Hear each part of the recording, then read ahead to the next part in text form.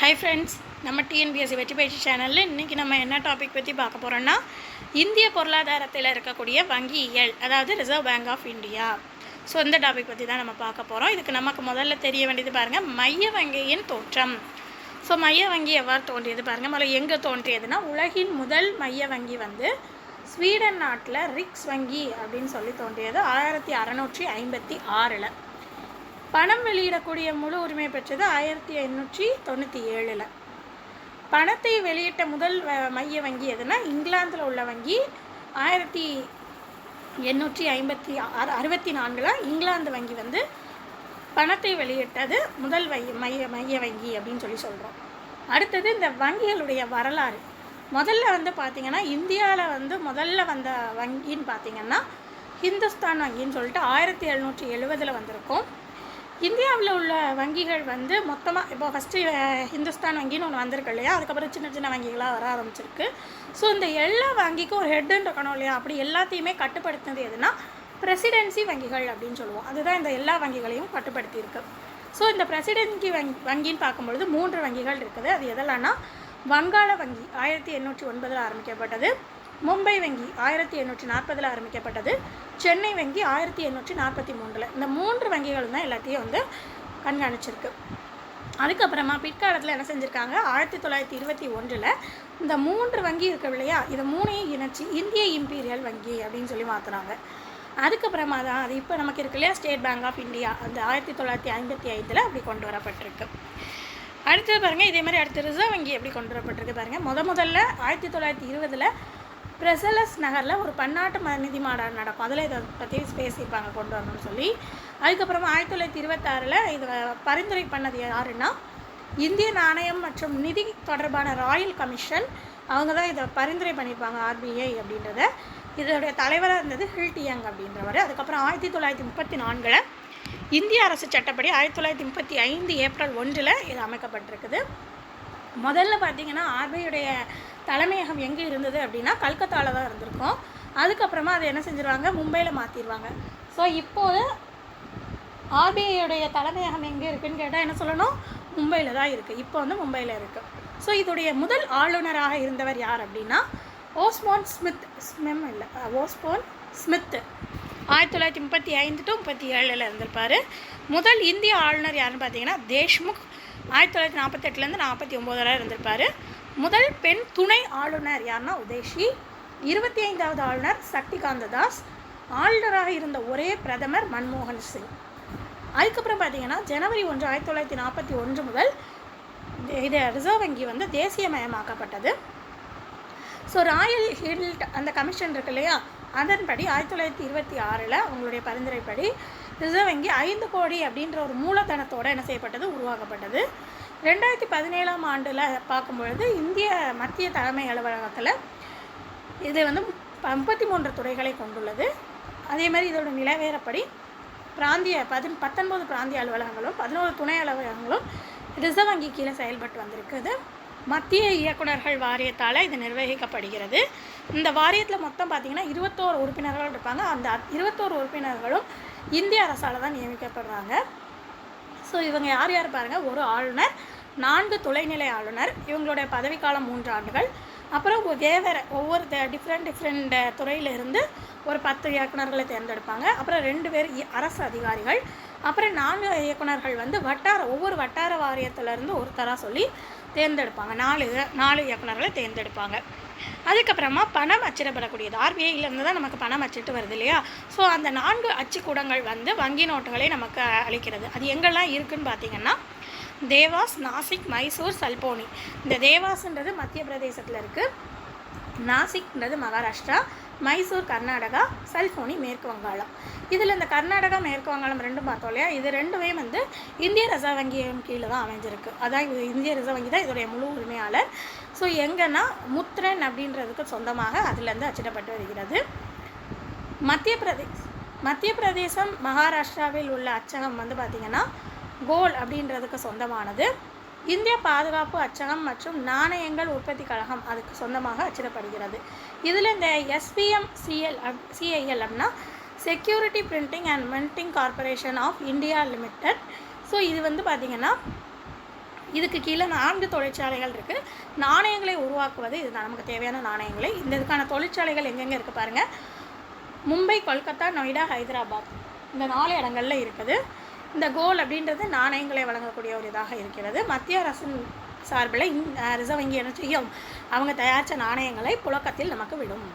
அடுத்தது நிர்வாகம். இவங்களுடைய நிர்வாகம் பாருங்கள். மத்திய நிதி அமைச்சகமே ரிசர்வ் வங்கி ரிசர்வ் வங்கியுடைய கவர்னர்களை நியமிக்கிறது. ரிசர்வ் வங்கி மொத்தம் பார்த்திங்கன்னா 19 மண்டல அலுவலகங்கள் ரிசர்வ் வங்கியுடைய மண்டல அலுவலகங்கள் 19 இது இந்தியாவில் இருக்குது. அதில் முக்கியமானது 4 எதுனா மும்பை, கல்கத்தா, சென்னை, புதுடெல்லி. அடுத்து இவர்களுடைய பணிகள் பாருங்கள். முதல்ல பண அதிகார அமைப்பு எவ்வாறு வச்சுருக்காங்க. இந்தியாவில் பண அடிப்படை கட்டுப்படுத்துதல் மூலம் அந்நிய செலவாணி பரிவர்த்தனை விகிதத்தை என்ன செய்கிறது, நிலைப்படுத்துகிறது. அதாவது பணம் அளிக்கிறது இல்லையா இந்தியாவுக்கு, அதை எந்த அளவுக்கு கொடுக்கணும் அப்படின்றத கட்டுப்படுத்துதல் மூலமாக அந்நிய செலவாணி விகிதத்தை என்ன செய்து நிலைப்படுத்தி வைக்கிறது. நிதி நிலைத்தன்மையை வைத்திருக்கிறது. பணவீக்கத்தை கட்டுப்படுத்துது. வங்கி அமைப்பை உறுதியாக்குகிறது. அடுத்து காகித பணம் வெளியீடு. நாணயம் மற்றும் ₹1 காகித பணம் தவிர மற்ற எல்லாத்தையுமே இவங்க தான் இது பண்ணுறாங்க, வெளியிடுறாங்க. போலி பணத்தையும் கட்டுப்படுத்துகிறாங்க. வங்கி உரிமம் வழங்குதல், அதாவது ஒரு வங்கி நடைமுறைப்படுத்துதல் சட்டம் அப்படின்னு கொண்டு வந்துருக்காங்க. பிரிவு 23 இருக்குது. வணிக வங்கி இப்போ நடத்தணும் அப்படின்னு சொன்னால் அதுக்கு முதல்ல என்ன செய்யணும், உரிமம் பெற்று தான் நடத்தணும். அதான் வங்கி உரிமம் வழங்குதல். அரசுக்கான வங்கி, அதாவது மத்திய மாநில அரசுகளுக்கான வங்கி இருக்குது.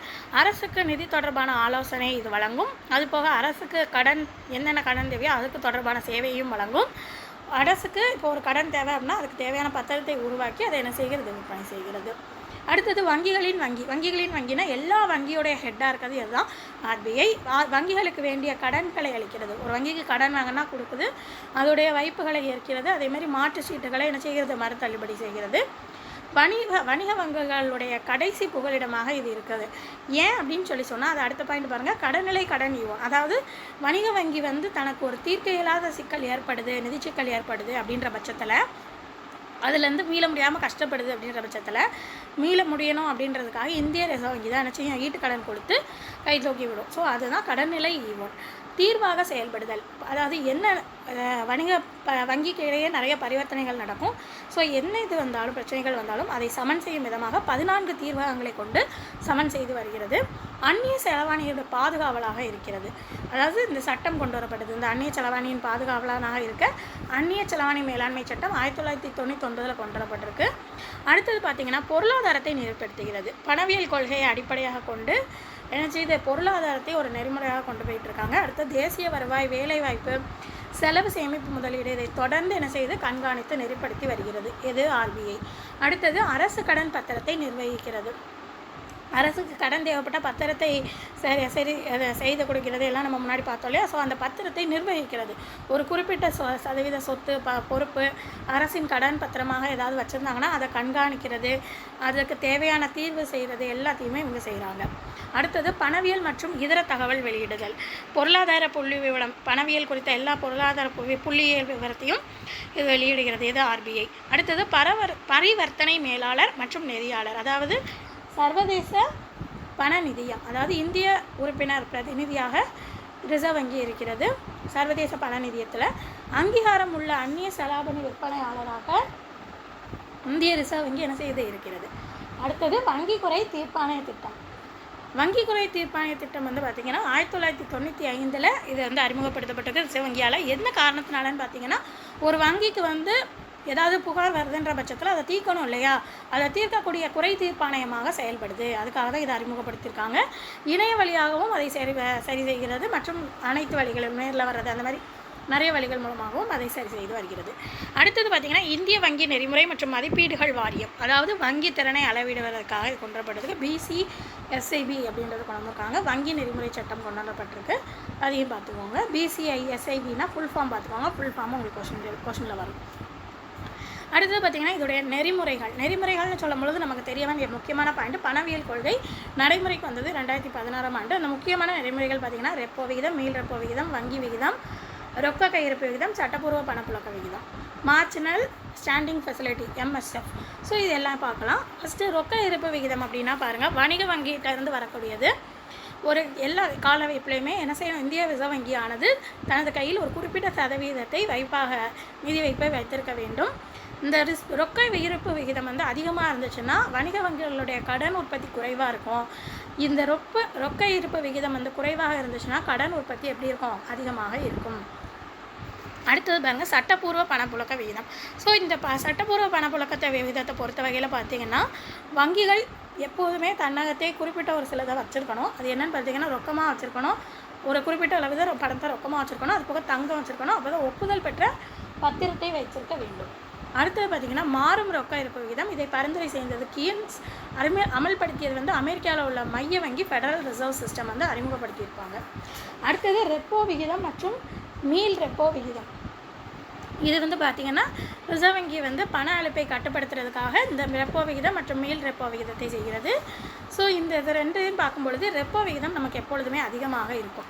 ரெப்போ விகிதம் அப்படின்னா, வணிக வங்கி இருக்கு இல்லையா, அதுக்கு வந்து நிதி பற்றாக்குறை ஏற்படும் பொழுது நம்ம வந்து பத்திரத்தை ஏதாவது ஒரு இதை ஈடாக வச்சு தானே நம்ம கடன் வாங்குவோம். அப்படி வைக்கும் பொழுது அதுக்கு தேவையான கடனை கொடுத்து அதுக்கு வட்டியும் போட்டு என்ன செய்யுது? ரெப்போ விகிதம்ன்ற பேரில் கொடுக்குது. பணவீக்க காலத்தில் பண மதிப்பு அதிகமாக இருக்கும், கடன் குறைவாக இருக்கும். பணவாட்ட காலத்தில் பணத்தின் மதிப்பு குறைவாக இருக்கும், கடன் வந்து அதிகமாக இருக்கும் ரெப்போ விகிதத்தில். அடுத்தது மீள் ரெப்போ விகிதம் பார்த்திங்கன்னா, அதுக்கு நேர் ஆப்போசிட்டு. வங்கிகளுக்கு ரிசர்வ் வங்கி கடன் கொடுக்கும் வட்டி போட்டு. இதில் வந்து பார்த்திங்கன்னா, வங்கிகள் வந்து ரிசர்வ் வங்கிக்கு கடன் கொடுக்கும். இதனால் வட்டி வந்து லாபம் அதிகமாக இருக்கும். ஸோ 1996 பார்த்திங்கன்னா, ரிசர்வ் வங்கியால் பணப்புழக்கம் சரி செய்தல் வசதியின் ஒரு பகுதியாக பணப்புழக்கத்தை சரி செய்யணும் அப்படின்றதுக்காக ரிசர்வ் வங்கியின் ஒரு பகுதியாக இந்த இது வந்து தொடங்கப்பட்டிருக்கு. அடுத்தது பார்த்திங்கன்னா, எம்எஸ்எஃப் அப்படின்றது வந்து பார்த்திங்கன்னா, நிதி கொள்கை அப்படின்றதில் 2011 to 12 அறிவிக்கப்பட்ட ஒரு புதிய திட்டம். ஏதாவது ஒரு எமர்ஜென்சி சிச்சுவேஷன், அவசர காலம் அப்படின்ற பட்சத்தில் வங்கிகளுக்கு ஒரு கடன் ரிசர்வ் வங்கி வழங்கணும் அப்படின்னா அதுதான் என்னது? எம்எஸ்எஃப். ஸோ இந்த ரிசர்வ் வங்கி வந்து இதுக்கு என்ன செய்கிறாங்க? இந்த எம்எஸ்எஃப் அப்படின்னு கொடுக்குற இந்த வட்டிக்கு, இந்த கடனுக்கு வந்து வட்டி வந்து அதிகமாக வசூலிக்கிறாங்க. அடுத்தது பார்த்திங்கன்னா, ஒரு முக்கியமான வங்கி. அதுக்கு முன்னாடி ஒரு சில பாயிண்ட் நமக்கு தெரியணும். ஏஆர்டிசி, அதாவது agriculture refinance development corporation, full form பார்த்துக்கோங்க. இது எப்போ உருவாக்கப்பட்டதுன்னா ஜூலை 1, 1963.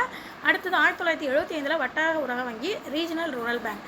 இது வந்து 3% ரொக்க இருப்பையும் 25% சட்டப்பூர்வ நிர்ணய விகிதத்தையும் வைக்க அனுமதி கொண்டதாக இந்த ரெண்டும் செயல்பட்டது.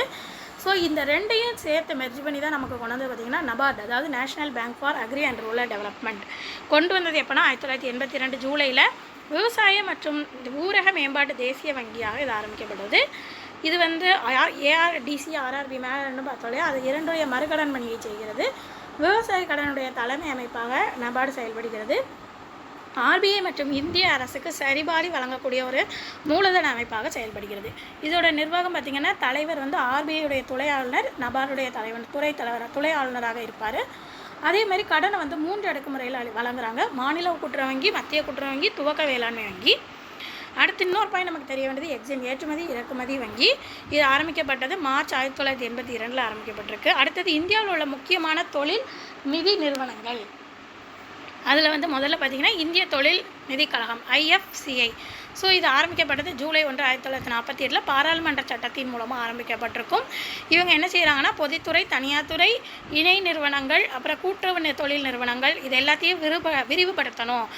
அதுக்காக என்ன செய்கிறாங்க? நிதி உதவி அளிக்கிறாங்க. அடுத்தது இந்திய தொழில் கடன் மற்றும் முதலீட்டு கழகம், ICICI industrial credit and investment corporation of India ஆரம்பிக்கப்பட்டது 1955 ஜனவரி 5. 3 பேர் குழுவை பரிந்துரை செய்தாங்க. இந்திய அரசு, உலக வங்கி, அமெரிக்கா வங்கின்னு சொல்லிட்டு 3 பேர் குழுவை எந்த நோக்கத்தில் ஏற்படுத்தப்பட்டிருக்கு அப்படின்னா, ICICI வந்து உலக வங்கியில் பெறப்படக்கூடிய இந்திய தொழில் கடன் முறைப்படுத்தல். அதாவது ஒரு உலக வங்கியில் ஒரு கடன் வாங்குறாங்க, ஒரு தொழிலுக்காக ஒரு கடன் வாங்குறாங்கன்னா அதை முறைப்படுத்தும் விதமாகவும் அது இருக்கணும். அதேமாதிரி வெளிநாட்டுக்கு கடன் வாங்கி தொழில் வளர்ச்சிக்கு உதவுதல், வெளிநாட்டிலேருந்து கடன் வாங்கி நம்ம தொழில் வளர்ச்சிக்கு அதை உதவணும் அப்படின்ற விதமாகவும் இது ஆரம்பிக்கப்பட்டிருக்கு. இந்திய தொழில் மேம்பாட்டு கழகம், IDIB industrial development bank of India.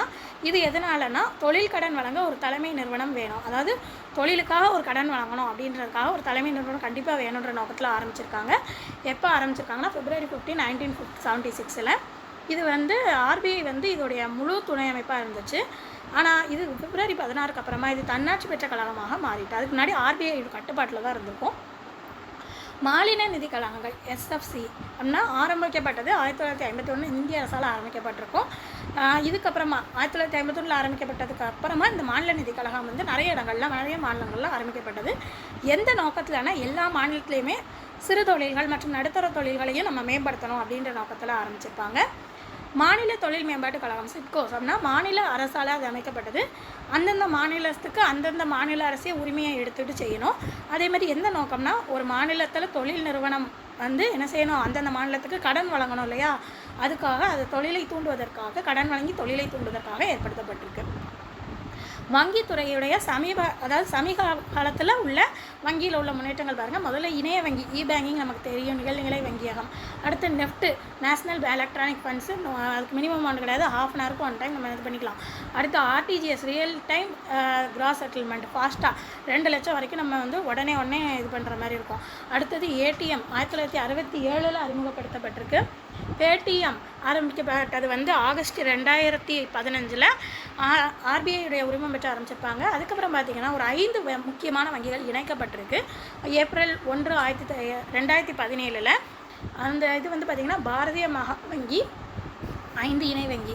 இந்த 5 இணை வங்கி இந்த பாரதிய மகா வங்கியும் சேர்த்து ஆர்பிஐ கூட சேர்த்து எஸ்பிஐ கூட இணைச்சிருப்பாங்க. இந்த இணைச்ச வங்கிகள் எதெல்லாம் பார்த்திங்கன்னா Bikaner, Patiala state bank, Thiruvithankur state bank, Jaipur state bank, Mysore state bank. அப்புறம் வந்து பார்த்திங்கன்னா எஸ்பிஐ வந்து உலக அளவில் வந்து பார்த்திங்கன்னா நமக்கு இன்றைக்கி எஸ்பிஐ வந்து உலக அளவில் முதல் 50 இடங்களில் இருக்குது. 37 கோடி வாடிக்கையாளர்கள் இருக்கிறாங்க. 24,000 கிளைகள் இருக்குது எஸ்பிஐக்கு.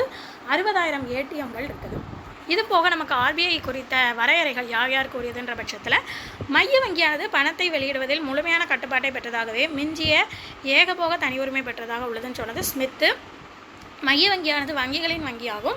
நாட்டின் பண அளிப்பினை கட்டுப்படுத்துவதும் மிகப்பெரிய மதிப்பு பணத்தை கொண்ட அமைப்பாகும் சொன்னது சாமுவேல்சன். மைய வங்கி என்பது கடன் வழங்கும் கடைசி புகலிடமாகும் கூறியது ஹட்ரோ. மைய வங்கி நாட்டின் கடனை கட்டுப்படுத்தும் ஒரு அமைப்பாகும் சொன்னது ஹெச்எஸ்ஸா. ஸோ இவ்வளோ தான் நமக்கு ரிசர்வ் பேங்க் ஆஃப் இந்தியா சம்மந்தமான ஃபுல்லாக கம்ப்ளீட்டடாக எல்லாமே நமக்கு இதில் நோட்ஸ் இருக்குது. ஸோ படிச்சுக்கோங்க, உங்கள் ஃப்ரெண்ட்ஸுக்கும் ஷேர் பண்ணிவிடுங்க. மறக்காமல் லைக் பண்ணிவிட்டு பாருங்கள். நம்ம அடுத்த வீடியோவில் பார்க்கலாம்.